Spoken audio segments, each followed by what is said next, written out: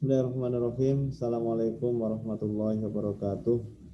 Waalaikumsalam warahmatullahi wabarakatuh.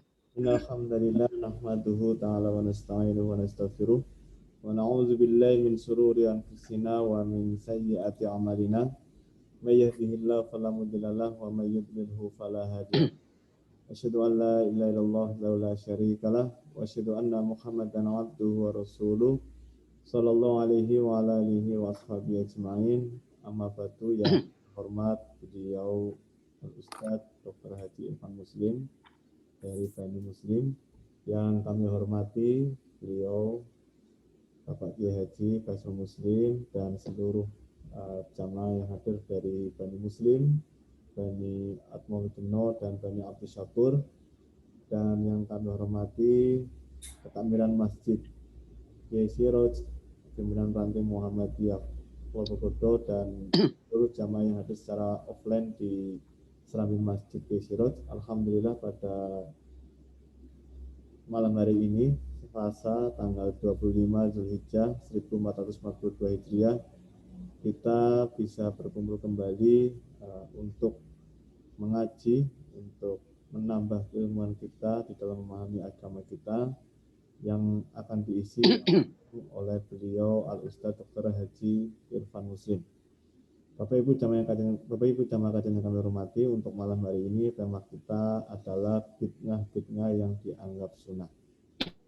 Marilah, karena waktu sudah larut, kita mulai saja pada beliau Bapak Ustadz Dr. Haji Irfan Muslim.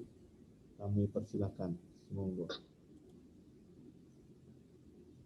Assalamualaikum warahmatullahi wabarakatuh. Waalaikumsalam warahmatullahi wabarakatuh. Bapak Ibu sekalian, sebelum kita memulai pengajian ini, kita berdoa dulu untuk Allahumma yarham Sahal bin Muridan dan Bahron Idris. Semoga amal-amal beliau diterima di sisi Allah Subhanahu wa taala. Amin. Marilah kita dengan khusyuk dan tadarruk kita berdoa. Kita berdoa untuk kedua anak kita, Sahal bin Muridan dan Bahron Idris. Allahumma ighfir lahu warhamhu wa'afihi wa'fu anhu wa aqmi ba'udzulahu wa wasi' madhulahu wasilhu bil ma'i wasalji wal barad wa naqihi minal khotoya kama yunaqqas saubul abyadu minad danas wa abdilhu daran khairam min darihi wa ahlan khairam min ahlihi wa zawjan khairam min zawjihi wa adkhilhul jannata wa a'idhu minan nar. Ya Allah, ampunilah dosanya, kasihanilah dia dan peliharalah dia, dan maafkanlah kesalahan-kesalahannya. Muliakanlah kedatangannya, lampahkanlah kuburnya, bersihkanlah dia dengan air salju dan es, sucikanlah dia dari dosanya, seperti orang yang membersihkan baju yang putih dari noda-noda. Berilah dia perkampungan, keluarga, dan teman yang lebih baik dari yang pernah ada. Lalu masukkanlah ia ke dalam surga dan lindungilah dia dari azab neraka. Amin ya rabbal alamin. Dan marilah kita berdoa untuk saudara kita yang masih diberi kenikmatan sakit, yaitu saudara kita Subagiono dan istri yang dia ada di Jakarta,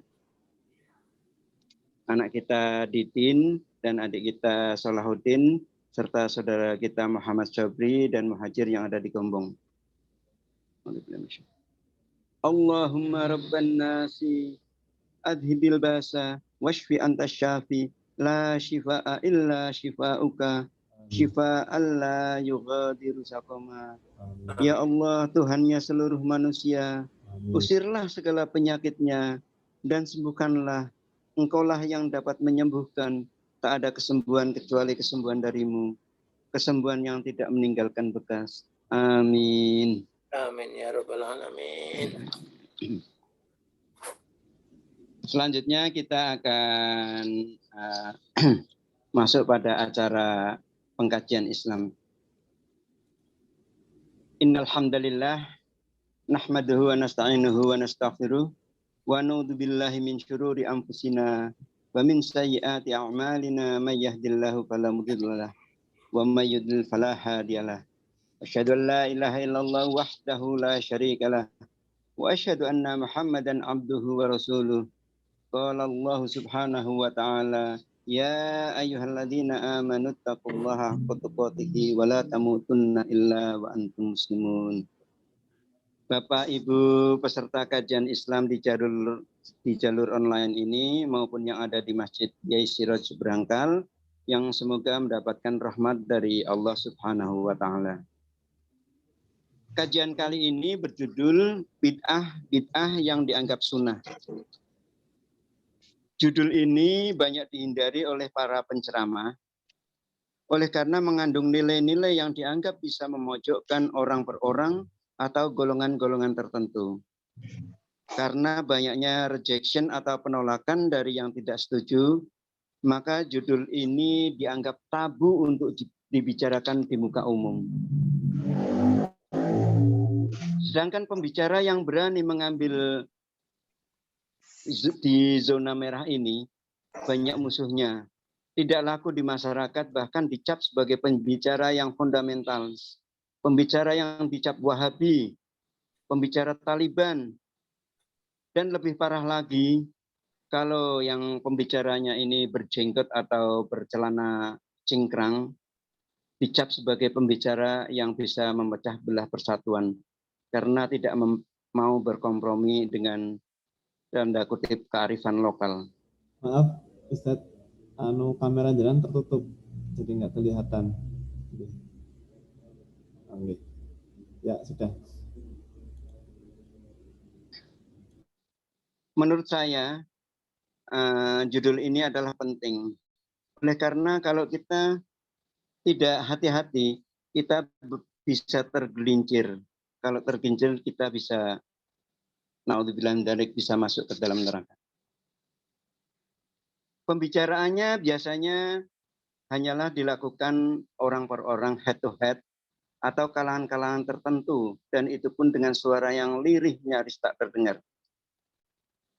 Di kalangan Persyarikatan Muhammadiyah pun yang dulu gencar mengusung berantas TBCS, yaitu tahayul, bid'ah, khurafat, syirik, kini nyaris tak terdengar suaranya lagi.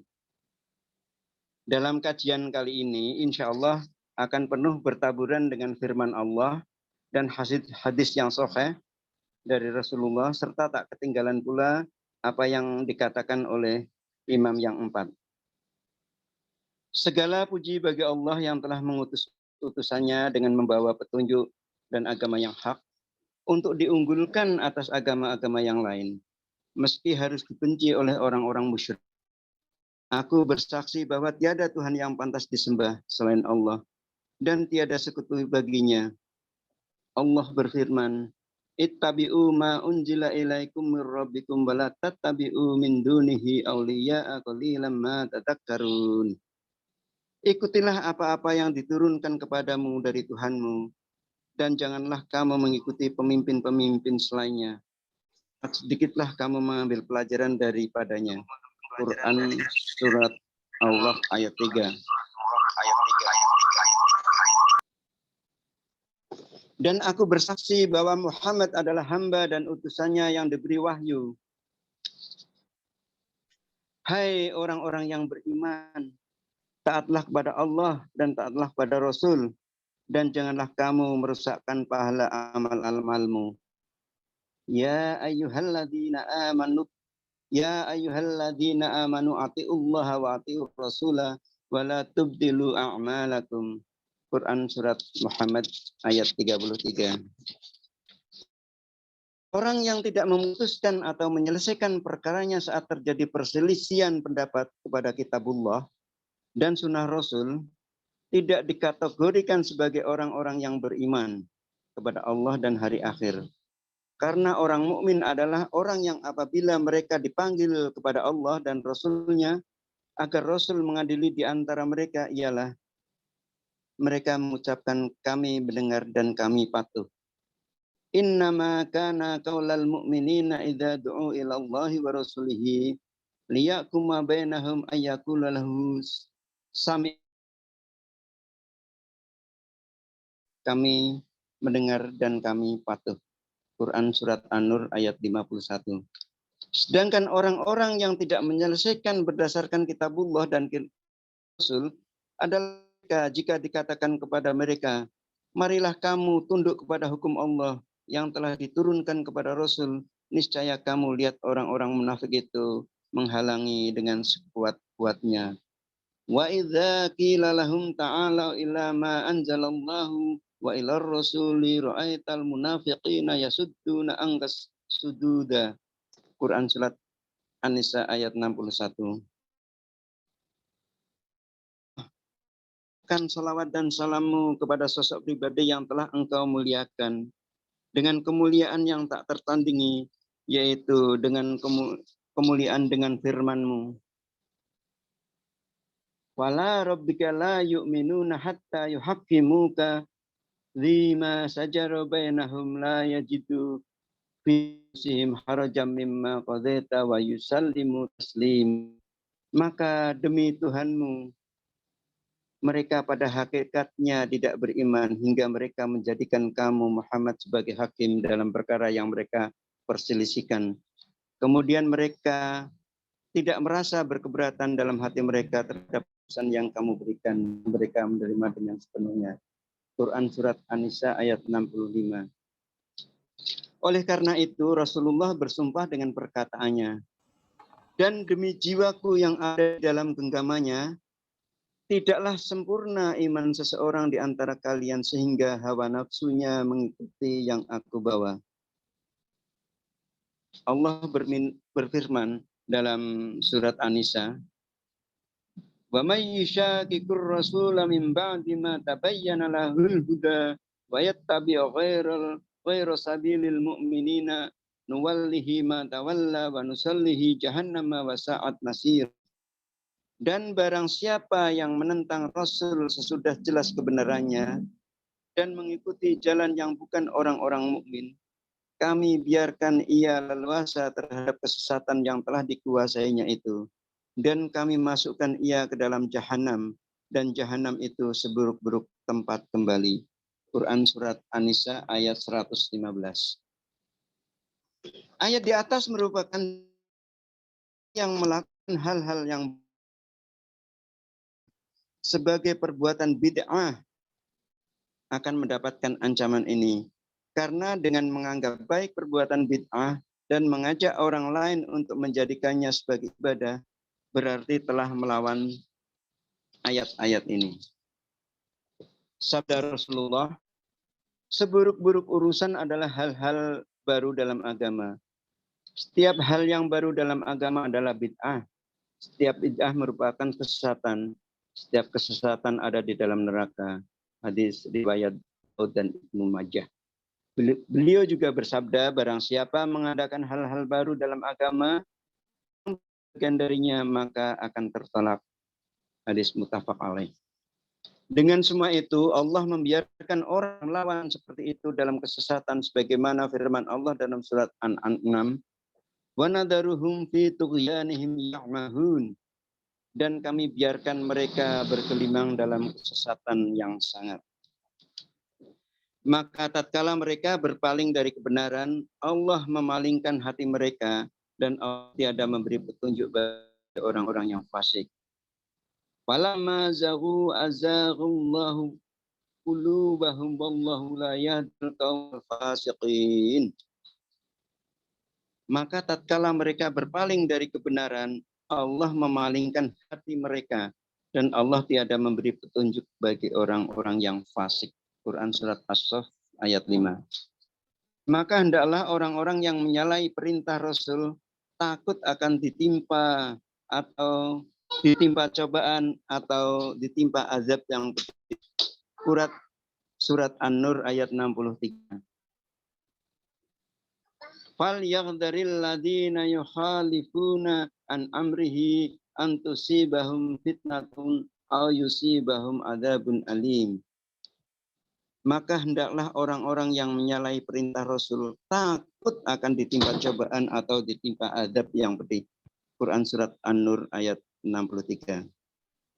Sedangkan pada surat Al-Jin ayat 23 Allah berfirman, "Wa may ya'sillah wa rasulahu fa inna lahu nar jahannam khalidina fiha abada." Dan barang siapa menyelisihi atau mendurhakai Allah dan Rasulnya, mereka baginya lah neraka jahanam, maka baginya lah neraka jahanam. Mereka kekal di dalamnya selama-lamanya. Akan tetapi saudaraku, Allah Maha Pengasih, Maha Penyayang, Maha Adil, Maha Mengetahui.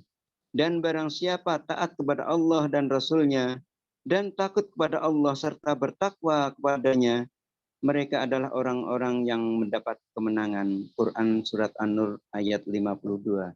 Wa may yuti'illahu wa rasulahu wa yakhshallaha wa yattaqi fa ulaika humul faizun. Saudaraku kaum muslimin, apabila Anda mengaku mencintai Allah dan Rasulnya, jika pengakuan itu benar, maka ikutilah petunjuk kitabullah dan sunnah Rasul. Oleh karena firman Allah dalam surat Ali Imran, katakanlah Muhammad, jika benar-benar kamu mencintai Allah, ikutilah aku, niscaya Allah mengasihi dan mengampuni dosamu. Allah Maha Pengampun lagi Maha Penyayang. Qul in kuntum yuhibbunallaha fattabi'uni yuhibbukumullah wa yaghfir lakum dzunubahum. Wallahu ghafurur rahim. Ali Imran ayat 31. Dan barang siapa mentaati Allah dan Rasulnya, mereka itu akan bersama-sama orang-orang yang dianugerahi nikmat oleh Allah, yaitu para nabi, para siddiqin, orang-orang yang mati syahid, orang-orang soleh, dan mereka itu adalah sebaik-baik teman. Wa may yuti'illah wa rasulahu fa ulaika ma'al ladzina an'ama Allahu 'alaihim minan nabiyyina was-siddiqina wasyuhada'i was-salihina wa hasuna ulaika rafiqa. Itu semua firman-firman Allah yang menjelaskan tentang kita harus mengikuti Allah dan mengikuti sunnah Rasul. Apa kata imam yang 4? Yang pertama adalah Imam Hanafi, yang bernama lengkap adalah Nu'man bin Thabit, lahir di Kufah pada tahun 80 Hijriah. Hendaklah kalian berpegang teguh dengan athar, mengikuti langkah salaf, dan menghindarkan dirimu dalam hal-hal yang baru. Karena itu merupakan perbuatan bid'ah. Sedangkan Imam Malik yang bernama asli Malik bin Anas bin Malik, lahir di Madinah tahun 93 Hijriah. Barang siapa melakukan bid'ah dalam Islam dan menganggapnya baik, berarti ia telah meyakini bahwa Muhammad telah berkhianat dalam menyampaikan risalah. Sedang Imam Syafi'i berkata, Imam Syafi'i bernama lengkap Muhammad bin Idris bin Abbas bin Syafi'i, lahir di Gaza, Palestina pada tahun 150 Hijriah. Siapa-siapa yang melakukan istihsan, yaitu menganggap baik bid'ah, berarti telah membuat syariat yang baru. Sedangkan Imam Hambali bernama lengkap Ahmad bin Muhammad Asy-Syaibani bin Hambal, lahir di Baghdad tahun 164 Hijriah. Bagi kami, dasar-dasar sunnah adalah berpegang teguh pada apa yang dilakukan oleh para sahabat, mengikuti mereka dan meninggalkan bid'ah, dan setiap bid'ah adalah kesesatan. Kami bacakan hadis riwayat Tabrani, Rasulullah bersabda, tidaklah aku tinggalkan sesuatu yang mendekatkan ke surga, kecuali telah aku utarakan semuanya pada kalian. Dan tidaklah ada segala sesuatu yang menjauhkan dari neraka, kecuali telah aku utarakan kepada kalian semuanya. Dengan pungkasan dari Quran, Maidah ayat 3, alaikum nikmati wa raditu lakum Islam madinah. Pada hari ini telah aku sempurnakan agama untukmu dan telah aku cukupkan nikmatku bagimu dan telah aku ridhai Islam sebagai agamamu.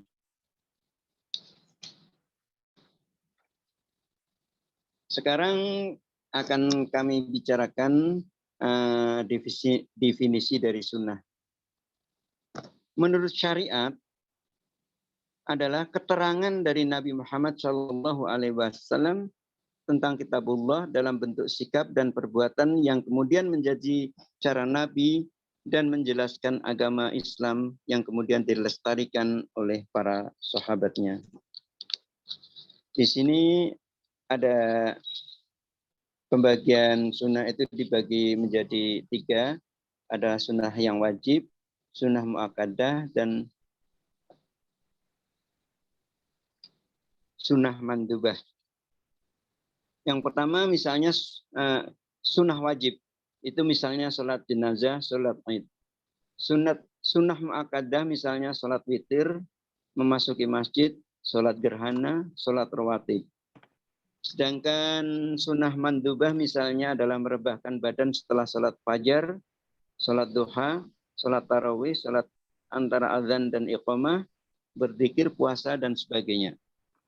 Sedangkan definisi bid'ah artinya adalah sesuatu yang baru dalam agama setelah agama ini dinyatakan sempurna dan setelah wafatnya Rasulullah. Jadi setelah turunnya surat Al-Maidah ayat 3 dan setelah wafatnya Rasulullah. Menurut para fuqaha, bid'ah ini dibagi menjadi 2. Yang pertama adalah bid'ah diniyah dan bid'ah duniawiyah. Yang pertama adalah bid'ah diniyah. Kita tidak boleh merubah pemahaman atau menakwilkan sabda Rasulullah bahwa setiap bid'ah adalah sesat. Jadi semua bid'ah itu adalah sesat. Kita tidak boleh merubah penakwilan ini, tidak boleh merubah pemahaman ini. Di sini bid'ah dibagi menjadi 4.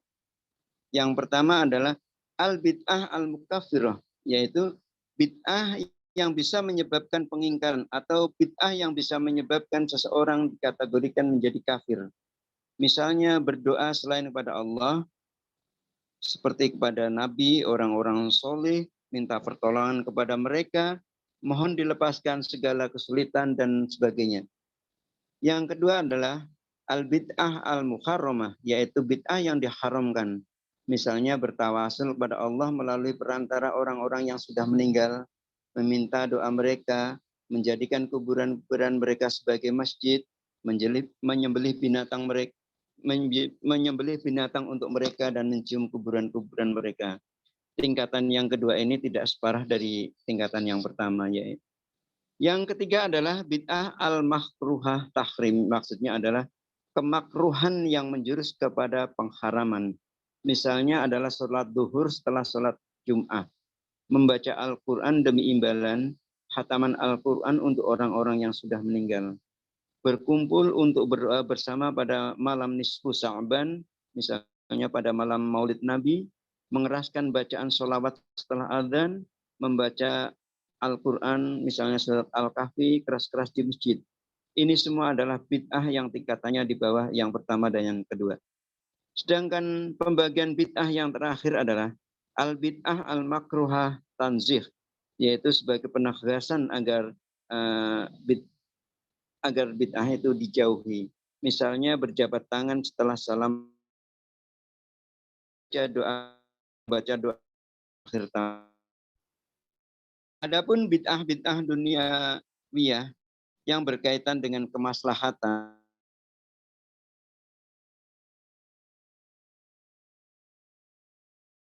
hal yang diharamkan.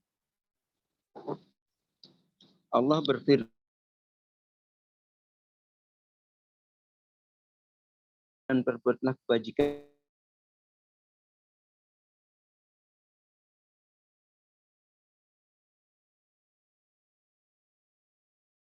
Kita sering menjumpai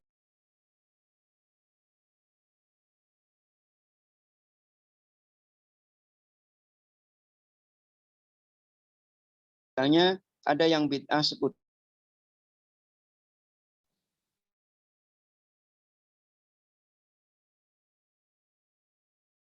dunia anak itu ke tanah, ada bid'ah yang seputar tentang mandi junub, seputar adzan, setelah salam, ada bid'ah dalam sujud syahwi, sujud tilawah, ada bid'ah yang seputar sholat Jum'ah, ziarah kubur, sholat tasbih, maulid Nabi, ada bid'ah pada bulan Rajab, ada bid'ah pada bulan Sya'ban, Ramadan, bulan Syawal, Dzulqa'dah, ada bid'ah di bulan haji, dan ada pula yang berkaitan dengan Al-Quran, zikrullah, dan doa-doa.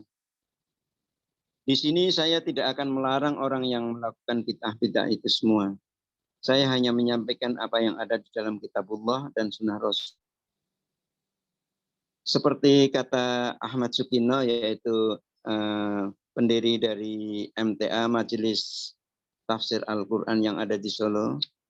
Ahmad Sukino berkata, saya tidak akan melarang orang yang menjalankan praktek-praktek yang berakhiran dengan an, seperti tahlilan, selamatan, yasinan, berjanjian, mauludan, manakiban, sholawatan. Ahmad Sukino berkata, lah monggo kalau itu semua mau dilakukan. Kalau saya sih tidak, oleh karena saya belum menemukan dalil-dalilnya. Yaitu Ahmad Sukino itu mengatakan begitu. Jadi dia tidak menyakiti orang-orang yang melakukan itu semua. Kalau saya tidak, oleh karena saya belum menemukan dalil-dalilnya. Berarti setelah saya bisa menemukan dalilnya, saya akan mempraktikkan hal-hal yang begitu. Dia berkata lagi, toh semua nanti segala sesuatu yang kita kerjakan di dunia akan dipertanggungjawabkan sendiri-sendiri di hadapan Allah. Sekarang saya akan membicarakan tentang bid'ah yang berkaitan dengan Al-Quran, zikrullah, dan doa-doa. Misalnya membaca dan memilih-milih ayat-ayat yang bisa memberi harapan dan peruntungan. Dia hanya membaca itu saja, tidak yang lain-lain. Tidak membaca secara keseluruhan. Membaca surat Yasin sebanyak bilangan tertentu, misalnya 40 kali dengan niat untuk mencelakakan orang, atau membebaskan seseorang dari penjara, dari penderitaan, atau terpenuhi segala keinginannya. Dia membaca surat Yasin bilangan tertentu. Meyakini bahwa surat Yasin cocok dibaca untuk segala tujuan. Misalnya dibaca pada orang yang mau naik haji, dibaca pada orang yang kematian, dibaca pada orang yang selamatan anak, dibaca pada orang yang selamatan rumah baru, dan sebagainya. Dan itu belum ada dalil-dalilnya. Seorang wanita yang membaca Al-Quran, apalagi dilakukan di hadapan hadirin dan hadirat dalam perayaan-perayaan agama, itu pun dianggap bid'ah. Oleh karena suara wanita adalah aurat. Misalnya pada waktu kita sholat, kalau seorang wanita dipanggil, dia akan memberi isyarat pada menepuk punggung tangannya, bukan membaca subhanallah dengan mengeluarkan suara. Jadi suara wanita adalah aurat. Jadi dia tidak boleh membaca Quran dengan keras-keras di hadapan hadirin dan hadirat dalam perayaan-perayaan apapun. Menjadikan mushaf sebagai perisai diri, misalnya mengalungkan di leher dan sebagainya. Membaca surat Al-Fatihah atau surat-surat pendek dalam satu nafas untuk yang benar itu adalah kalau kita membaca surat-surat, yaitu kita berhenti pada tiap-tiap ayat dan memanjangkannya. Di sini saya pernah menjumpai seorang pimpinan perguruan tinggi Muhammadiyah di kota besar. Dia itu membaca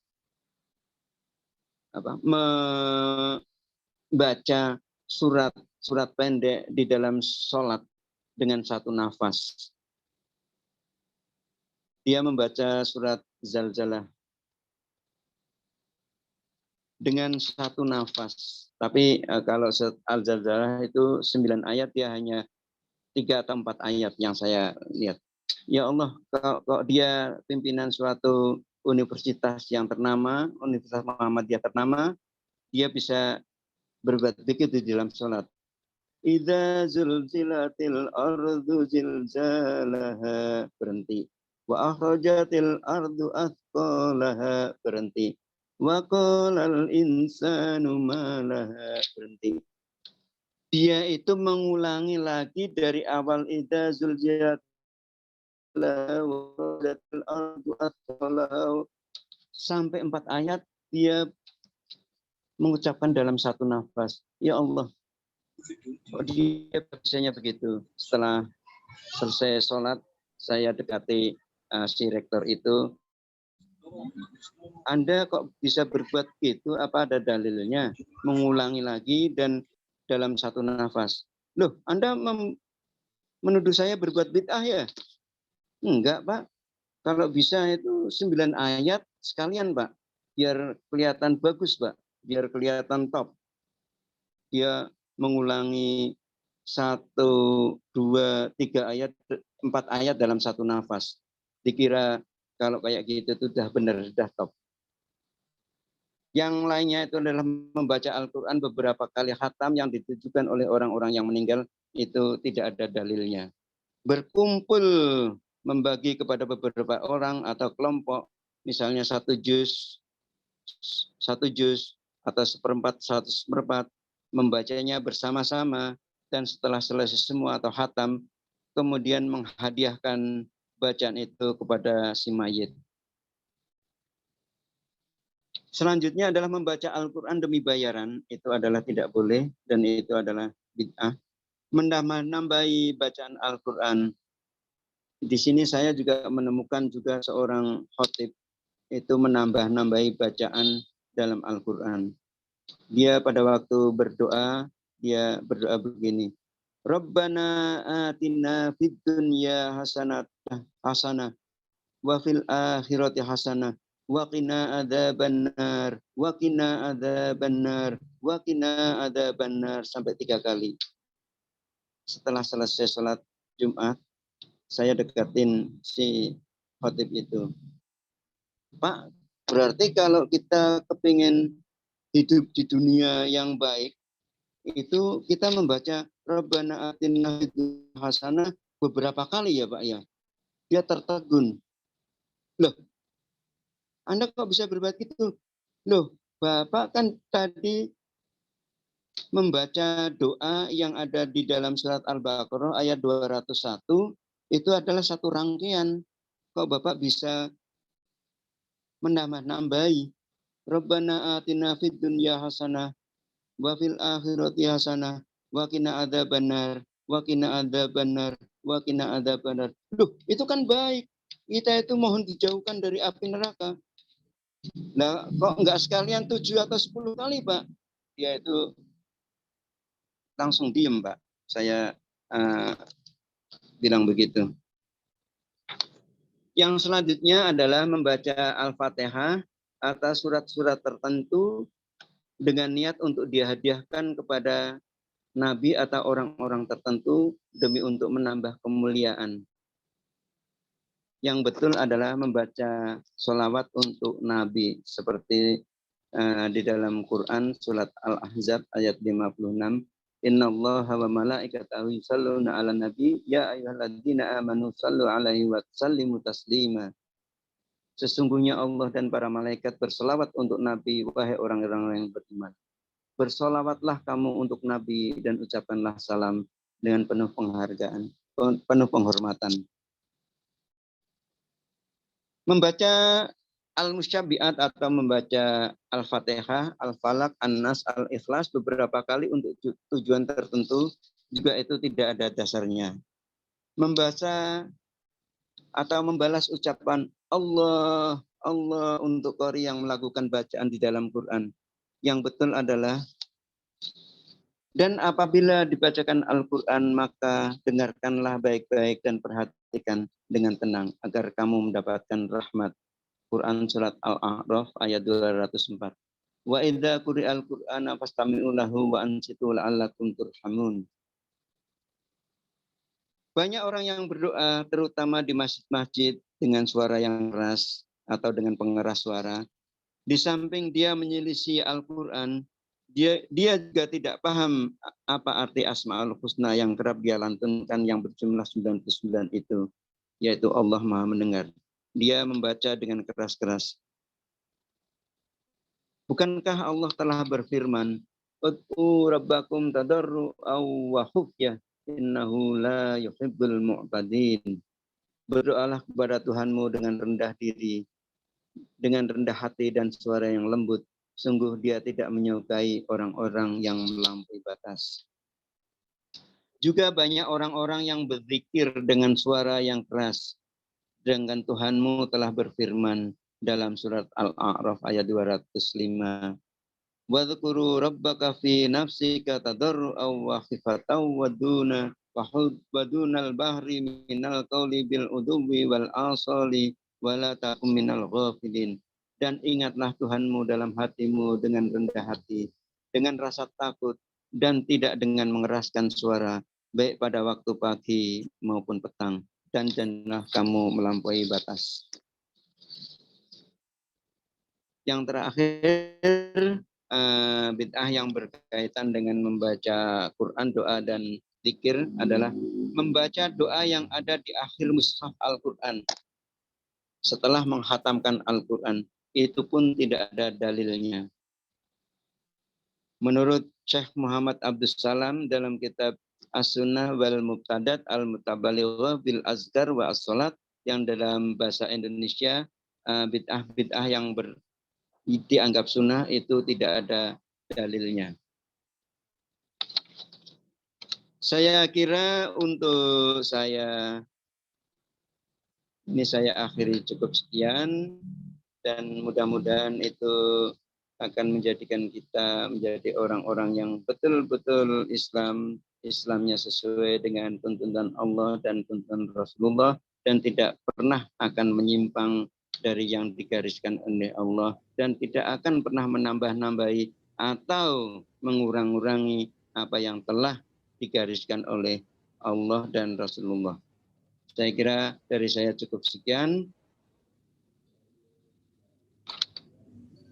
Ini ada, enggak ada tambahan. Assalamualaikum warahmatullahi wabarakatuh. Waalaikumsalam warahmatullahi wabarakatuh. Terima kasih kepada Al-Ustaz Dr. Haji Irfan Muslim atas materi kajian yang sudah disampaikan tentang fitnah-fitnah yang dianggap sunnah. Mudah-mudahan kita bisa meminimalisir, mengurangi apa yang sudah kita kerjakan yang ternyata belum dianggap sebagai sesuatu yang disunahkan oleh Islam. Baik, Bapak Ibu jamaah kajian yang kami hormati, sebelum masuk ini silakan kita buka forum tanya jawab kepada hadirin yang hadir di Selambi Masjid atau yang hadir secara online. Kami persilahkan untuk tanya jawab atau mungkin menambahi. Monggo, barangkali Mbah Yai Faisal ingin menambahkan, kami persilahkan.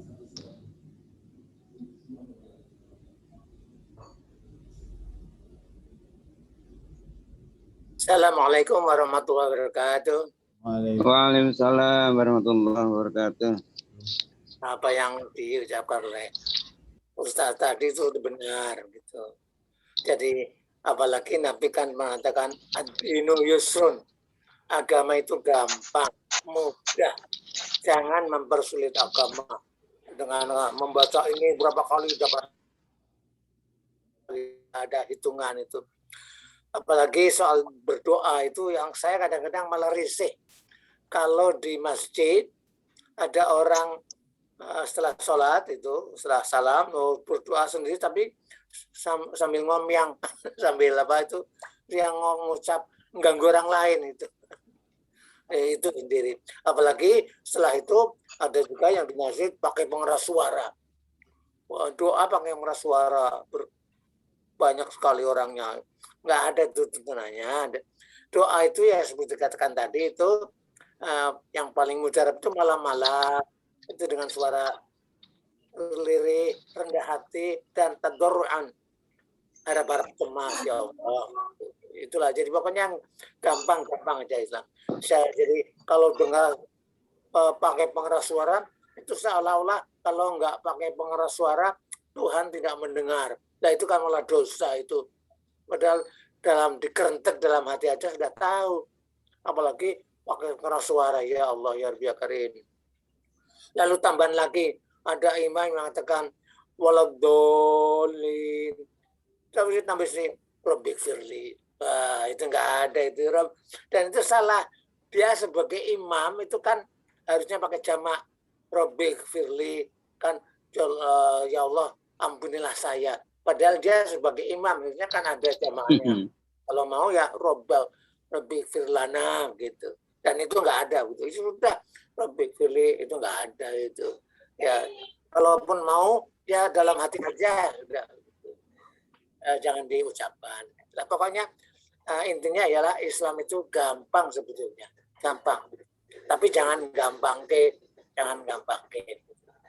Jadi kalau kita lihat apa yang dalam Al-Quran dan Sunnah, itulah kita tiru aja.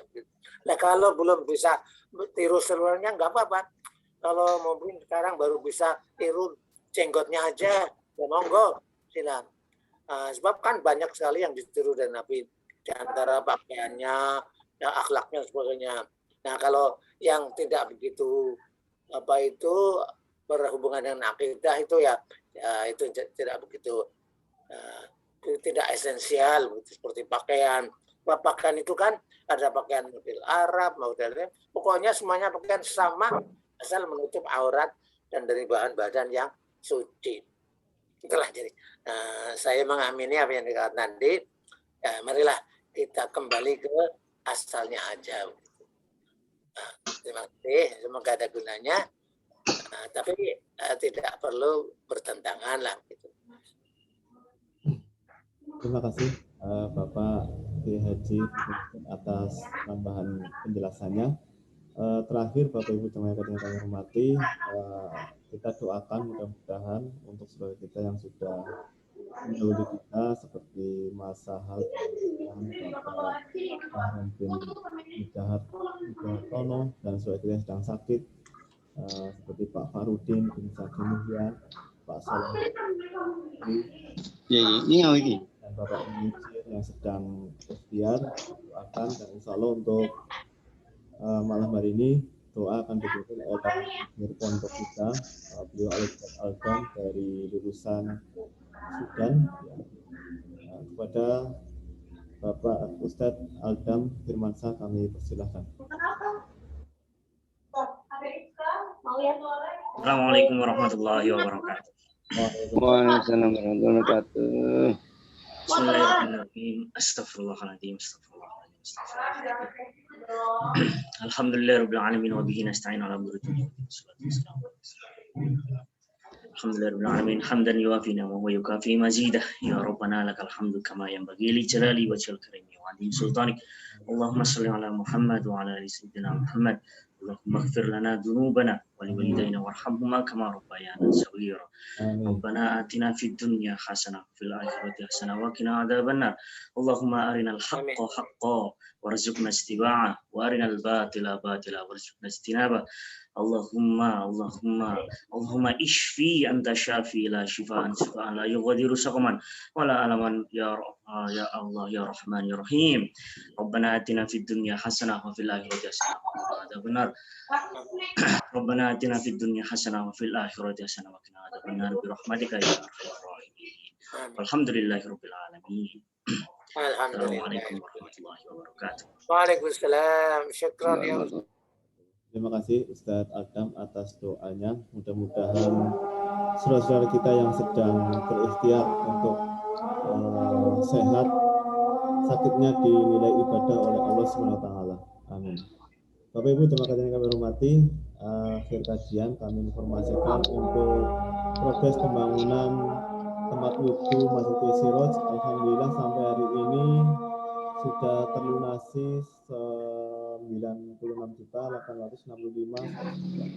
Kesempatan wakaf masih ada 71.835.609 rupiah. Bapak Ibu yang ingin berwakaf jariah, kami masih menerima, bisa lewat nomor rekening 66870113212553 atas nama Masjid Nurul Huda Brangkal. Bisa dilihat di kolom chat yang ada di Zoom ini. Baik, Bapak Ibu hadirin yang kami hormati, karena waktu sudah bisa, kita tutup kajian dengan doa penutup majelis. Subhanakallahumma rabbana wa bihamdika Asyhadu an la ilaha illa anta astaghfiruka wa atubu ilaik. Wabillahi taufiq wal hidayah. Assalamualaikum warahmatullahi wabarakatuh. Waalaikumsalam warahmatullahi wabarakatuh. Baru